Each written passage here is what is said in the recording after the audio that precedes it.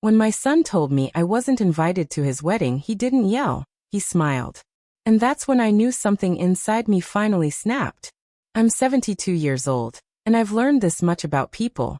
When they hurt you calmly, they've already decided you'll survive it. Ethan stood in my kitchen like he didn't belong there anymore. Tailored suit. Confident posture.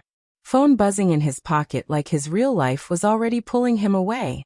"Mom, it's just not that kind of event," he said, casual, almost bored. "Not that kind of event." I asked him to repeat it. I wanted to make sure I heard him right. He sighed like I was slowing him down. "The venue's small. Her family's very particular. It's easier this way." Easier. I looked around the house. The same narrow hallway where he learned to walk. The same old clock that still ticks too loud at night. The house I paid off by myself after his father died. The house he now visits like a guest who expects coffee, but never offers to rinse the mug. "Have you already told people I'm not coming?" I asked. He hesitated just long enough to confirm everything. Then he nodded. That nod hurt more than the words. He kissed my cheek when he left. Quick. Polite. Like you kiss someone you don't plan on coming back for. I watched him step over the loose stone by the gate. The one I always warn people about. He didn't notice. He never notices things he doesn't expect to break. I made tea because my hands needed something to hold. The kettle screamed. I let it. Some sounds deserve to exist. On the table sat a wedding invitation I wasn't supposed to see. It arrived by mistake. No name. Just household. Cream paper. Gold trim. Perfectly restrained. Like the life he wanted. One where I didn't fit. I wasn't angry. That surprised me. What I felt was quieter. Heavier. Like standing up after sitting too long, and realizing your legs still work. That night, I folded the invitation and placed it next to my will. The one I hadn't updated since I still believed love automatically came with gratitude. I slept better than I had in years. I thought being uninvited was the end of the story.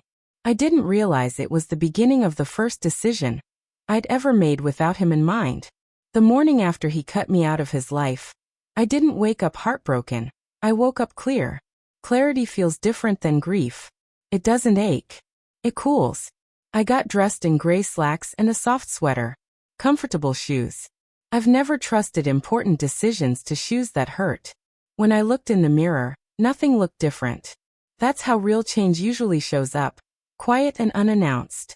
I checked my calendar. His wedding date was still written there in my handwriting. I didn't cross it out.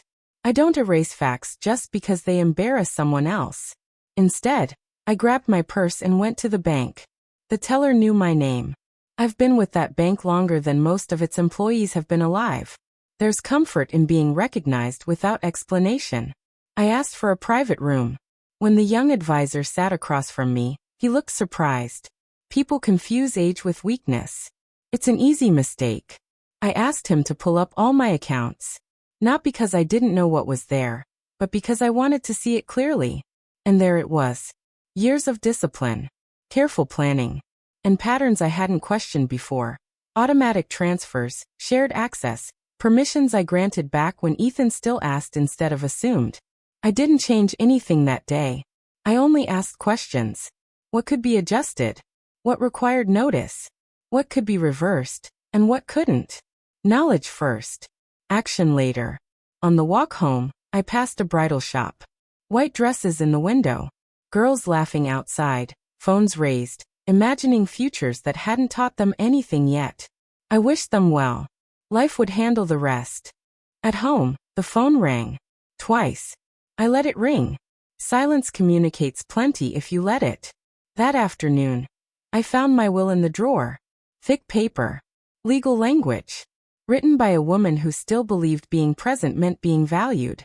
I didn't open it yet. That evening, I cooked soup for one. Slow. Patient. The way my mother taught me. As I ate, something settled in my chest. Ethan didn't just uninvite me from a wedding. He decided where I belonged. And for the first time, I was wondering if I agreed. The next day, I walked into a lawyer's office. And that's when the balance of power quietly shifted for good. When I told the lawyer I wanted to review my will, he didn't ask why, and that's how I knew I chose the right one. His office sat near the courthouse in a dull beige building nobody notices. Low ceilings. Old carpet. The kind of place built for truth, not drama. He'd handled my affairs since my husband passed. Helped me make sure I'd never have to depend on my son out of fear. Irony has patience. He slid the folder across the desk. My name typed neatly on the tab. A version of me frozen in paperwork from years ago. A woman who still believed effort was always seen. We went through it slowly. Assets. Accounts. Contingencies. Every page assumed one thing. That my son would always be the center of my future. That proximity guaranteed loyalty. That gratitude aged well on its own. I asked practical questions. What can be changed immediately? What needs witnesses? What protections stop pressure later? He watched me carefully. Finally, he said, "You seem very certain." I smiled. Not proud. Just honest. I've never been more precise. On the way home, I stopped at the grocery store. The cashier chatted about wedding season, how exhausting family can be. I nodded politely. No need to unload truth onto strangers who didn't pack for it. That night, Ethan called. His voice sounded busy. Distracted. He talked about seating charts and last-minute payments like nothing had shifted. Like my absence was just another solved problem. "You understand, right?" he asked. I looked around my living room. The lamp I fixed myself. The photos I kept because I chose them, not because they were expected. "Yes," I said. "I understand." Relief rushed into his voice. He thanked me for being reasonable. After we hung up, I realized something sharp and clear. Reasonable is what people call you when you make their lives easier. I added one more appointment to my list before bed. 3 days before the wedding, Ethan showed up unannounced, and this time he wanted something. He came over 4 days before the wedding without calling, because men only skip permission when they think they're still entitled. I heard his car pull up fast, engine cutting off too hard. Impatience disguised as urgency. I opened the door before he knocked. That threw him off. He stepped inside and scanned the room like he expected signs of rebellion. Nothing had changed. That bothered him more than chaos ever would. "I just wanted to check on you," he said carefully. "This week must feel strange." "It's a week," I replied. "Like any other." He relaxed. Calm reassures people who are doing something unkind. He sat at the table where he once did homework, where I taught him how to count change so no one would cheat him. He folded his hands. "I wanted to talk through a few practical things," he said. There it was. Practical. The word men use when they want help without admitting need. He talked about expenses. Travel. Final payments. Never once mentioned love. Only money. Only logistics. "You've always been good at handling this stuff," he added. "I've handled my own things," I corrected quietly. He laughed it off. "You know what I mean." Yes, I did. He asked if I was comfortable staying home that day. If I had someone to call if I felt lonely. Each question wasn't for me. It was insurance for his conscience. Then he said what he came for. "We'll talk properly after the wedding." After. Always after. After decisions. After damage. "There's nothing to talk about later," I said. He frowned. "Of course there is. We're family."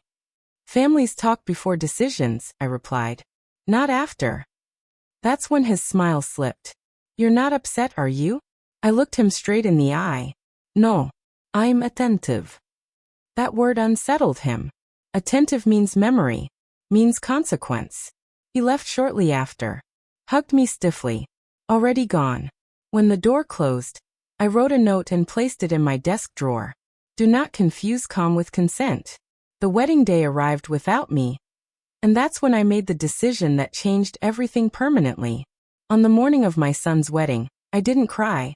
I made coffee and changed my future. No rusing. No dress hanging on the door. No schedule to obey.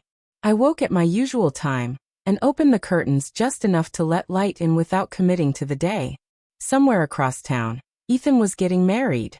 Someone else was fixing his tie. I wondered who, then let the thought go. Curiosity without attachment is freedom. I drank my coffee slowly. Strong. Bitter. Honest. At 10 sharp, my phone buzzed. "We're starting soon." Hope you're okay. No apology. Just a notification. I set the phone face down and got dressed. Not for mourning. For business. The notary's office was quiet. Professional. No sympathy in the air, just process. I signed what needed signing. Witnesses nodded. Pages were stamped. Nothing dramatic happened. That's how real decisions work. When I left, church bells rang somewhere. Bells ring for many reasons. They are not always for you. Back home, I heated soup and ate standing up. I do that when I don't want thoughts to linger. Later, I opened an old photo album, not to remember him, but to remember me. The woman who opened a storefront with her own money. The woman who survived loss without collapsing. The woman who existed before motherhood narrowed her world. At 3 o'clock, Ethan called. Music and voices hummed behind him. Everything's beautiful, he said. Just wanted to check in. I've fine, he replied. He paused, waiting for reassurance. It didn't come. We'll talk after, he said. Yes, I answered. After. That night, while people toasted and danced, I slept deeply. Not because I was excluded, but because I had finally excluded what no longer belonged in my life. The morning after the wedding, he expected everything to return to normal. It didn't. The day after the wedding, my son called expecting access, and realized it was gone. I didn't check my phone obsessively anymore. That habit died quietly. I made breakfast, washed the cup, and spread my papers across the table. At 9 sharp, I called the bank. I asked to review access permissions. Every one of them. The advisor explained what could be changed immediately, and what required notice. I listened carefully. Would you like to proceed now? He asked. Not all of it, I said. Not yet. Power lives in sequence. Later that morning, an envelope arrived from the wedding planner. Polite thank you note. Final invoices. My name was still listed. Funny how clarity shows up on paper faster than in people. At noon, Ethan called. His voice had changed. Less celebratory. More careful. There are a few expenses we need to go over, he said. Some things came in higher than expected. I let silence work first. I'm aware, he replied. Relief rushed into his voice. Good. I thought maybe we could sit down next week. No, I said gently. The pause stretched. What do you mean no? I won't be going over anything next week, I said. Or the week after. You're upset, he snapped. This is about the wedding. No. Iraplia. This is about the years before it. That stopped him. We have commitments, he said. Plans. So do I. You don't need the money, he accused. I don't need revenge either, I said. Yet here we are. He promised we'd talk later. Promises cost nothing when you don't plan to keep them. I added one more appointment to my calendar that afternoon. The most important one yet. I didn't feel cruel. I felt accurate. 2 days later, he found out what happens when accuracy replaces obligation. When my son showed up again, I could hear panic in his footsteps before he ever spoke. This time, he called from the driveway. Progress of a kind. I'm outside, he said. We need to talk. Need is a demanding word. I checked the clock before answering. Late afternoon. I told him he could come in. He stepped inside slower than before, like the house itself might object. He didn't sit at first. Hands in his pockets. Eyes avoiding mine. You haven't been answering my calls, he said.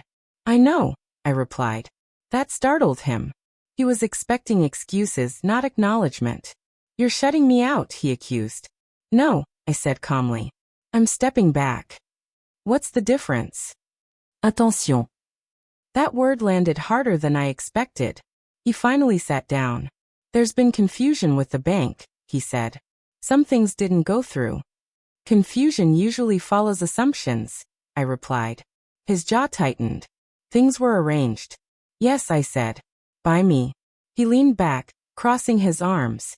You can't just pull support without warning. I didn't pull it, I said. I stopped continuing it. That's the same thing. No. Iraplia.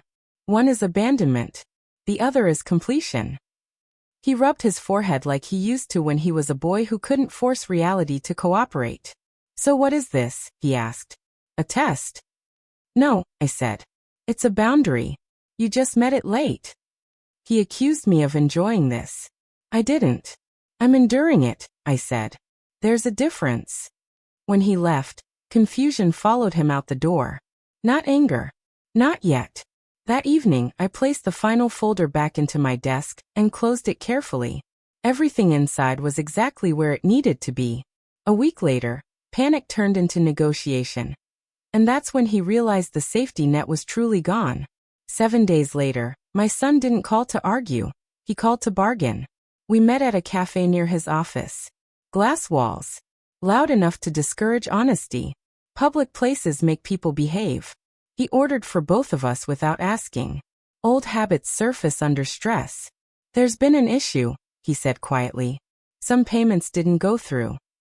I stirred my tea. Yes. We have commitments, he said. A mortgage. Plans. I looked at his watch. Expensive. Polished. A symbol of distance he worked hard to maintain. So do I replied. You can't just change things, he snapped. That's not fair. Fairness was never the agreement, I said. Silence was. He leaned forward. You're punishing me. No, I said. I'm living with the choices we both made. His voice rose. It was one day. One wedding. It was a decision, I replied. And I said nothing. You mistook that for consent. He stared at me like he was searching for the old version of me. The one who explained, softened, absorbed. She wasn't there. So what do you want? He asked finally. There it was. The question men ask when they think everything has a price. I want you to live the life you chose, I said.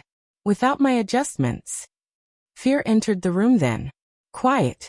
Honest. You expect me to handle all this alone? You already do, I said. This just makes it real. He left without paying for the tea. I covered it myself. I always do. Walking home, I realized something important. He wasn't angry because he missed me. He was angry because he was afraid. What he didn't know yet was that the most permanent decision had already been finalized. By the 10th day after the wedding, my son stopped arguing. And that's when I knew the lesson had finally landed. He showed up again, this time with papers in his hand. Printed emails. Highlighted numbers. Evidence, he thought, might scare me back into obedience. This isn't sustainable, he said, spreading the pages across my table like I hadn't lived my entire life managing sustainability. I filled the kettle and waited for it to boil. Silence makes rushed people uncomfortable. You froze accounts, he said. The bank confirmed it was your request. Yes, I replied. Mean. You didn't warn me.